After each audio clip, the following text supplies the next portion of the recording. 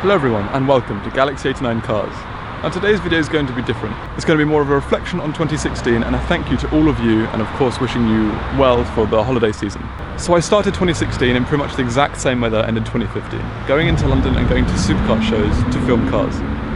Now that can be a really enjoyable experience, but it didn't make much of a dent in my channel.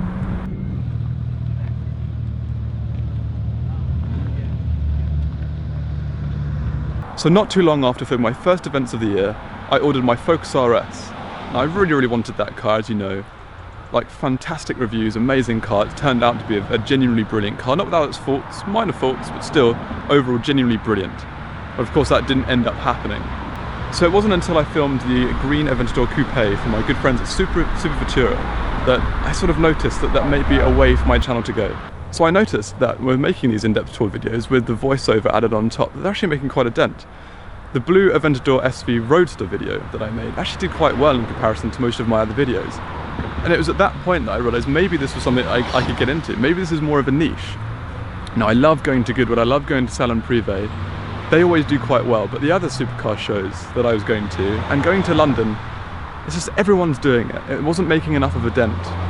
So fortunately, I was lucky enough to keep making in-depth tour videos with Super Futura and then at Bill Shepherd Mustang.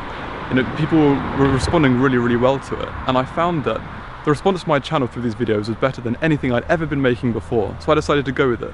So in the middle of the year, I went to Goodwood, which is probably one of my favourite events. My target for Goodwood this year was to get the most footage of the Bugatti Chiron as possible. Now, unfortunately, I was really ill, so I couldn't go to Geneva, although it was planned, it was booked and everything. So I thought, this year, that's what I have to make the most of. I have to get the most content of the Bugatti Chiron possible. What that meant, unfortunately, was missing out on a lot of other supercars, a lot of other videos. So in 2015, I focused on getting like the supercar startup videos, the supercar start line videos where they're going off the line and going up the hill climb. You know, that video got a really good response, and I wanted to try and emulate that this year, but I totally sacrificed that by focusing all of my attention on the Chiron. I still managed to get an overall supercar video, and with some focus on the AMG GTR, which I'm really happy about. That's one thing I think I'll try to focus more on in 2017. Of January of 2016, I heard, along with pretty much everyone else, that Super Futura were going to be getting a Koenigsegg 1-to-1 into their showroom. Now the video I did of the previous 1-to-1 did really well. It got like 20,000 views, and for my channel at that time that was really good. So I knew that this could be a really good opportunity for content. I had to wait 7 or 8 months. Found out in January. I didn't actually manage to film it until July or August. So when the day finally came where I could film the 1-to-1, of course I was really excited. I may not have seemed it in the video, but you know, it's nerve-wracking making a video knowing that it could potentially do really well. So what I did was film the video, really ecstatic. I literally bugged the guys at Super Futura for ages to try and get this opportunity. When I finally got it, when I finally got to get inside the car, open the door, play with all the instruments, of course I couldn't believe that it was actually happening. Now that doesn't come across in the video, but you have to understand that making videos is quite a stressful process. You know, I wasn't used to filming myself at that point or recording myself. So I went through the usual process of editing the video, uploading it, and it was going okay. I was like, okay, this isn't too bad, and then it just exploded. You know, a few months down the line now, it's at over 500,000 views, which I find absolutely amazing. And it transformed my channel, that one opportunity. Not so long ago, I attended Salon Privé, which is also one of the highlights of the year for me. I was in two minds about going this year.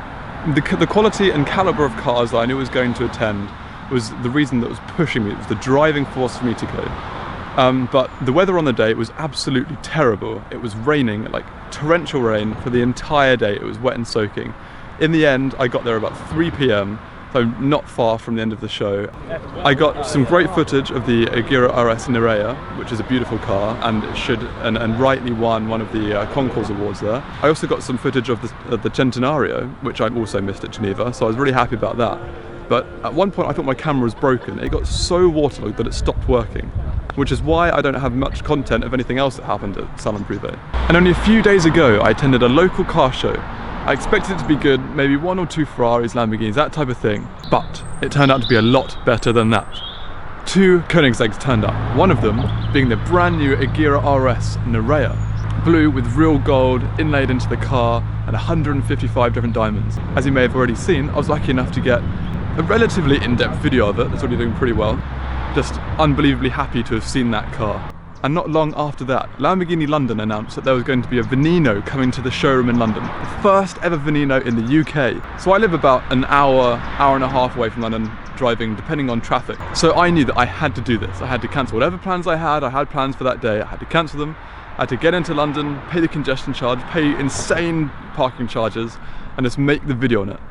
First time I've ever actually seen a Veneno in person, and it's a pretty stunning car. And as you can see from the video, it basically shut down the area outside Lamborghini London. It's a stunning car, amazing opportunity. I feel like cancelling my plans and going in to find that car is definitely the right thing to do. So every YouTuber wants their channel to grow. I mean, usually YouTubers put an incredible amount of work into their content. I mean, me for example, I have to find the cars first of all to film if I'm doing an in-depth tour, which means spending hours on different car sales websites, and then sorting out a meeting to see if it's actually appropriate for me to film. And then I have to go and film the car, which can take an hour to 2 hours. And then I have to edit the video, which can take, I don't know, 3 to 6 hours. And then there's all the stress of, writing the script and finding the right information. And then I know that I'm gonna get called out in the comments for leaving breaks in between different things. So of course, as a reward for all of that effort we put in, we want to see growth on our channels. We want to see people watching our videos, enjoying our videos, and actually engaging with our content. And last year I didn't really have that. So I started this year with about 100,000 views and about 200 subscribers. And I'm ending the year with over 1 million views and over 3,000 subscribers, which is mind-blowing. And it's like exactly what I wanted when I first started making videos. I didn't realize how much work it was going to take, and I'm not afraid of the work, but I'm just saying. But it's amazing for the transformation that my channel has undergone this year. And all the highs and the lows and different things that have happened this year, I believe I've ended the year on a high, hitting milestones like 1 million views and of course getting the car behind me. I didn't think I was going to get a new car, as I said in my recent video, but I ended up did, and it's something I'm very, very happy with. And of course I'm going to make the typical 5 things I love, 5 things I hate type videos, because throughout the driving and ownership experience, I'm starting to find out things that I genuinely like about this car and that I find quite irritating. And it would be a nice opportunity to document them. Some of you may enjoy those type of videos, some of you may not, but it's something I'm going to do. So feel free to watch it, feel free to leave those videos alone and then wait for my next in-depth tours, because they will be coming. I imagine those videos will be around sometime in the new year.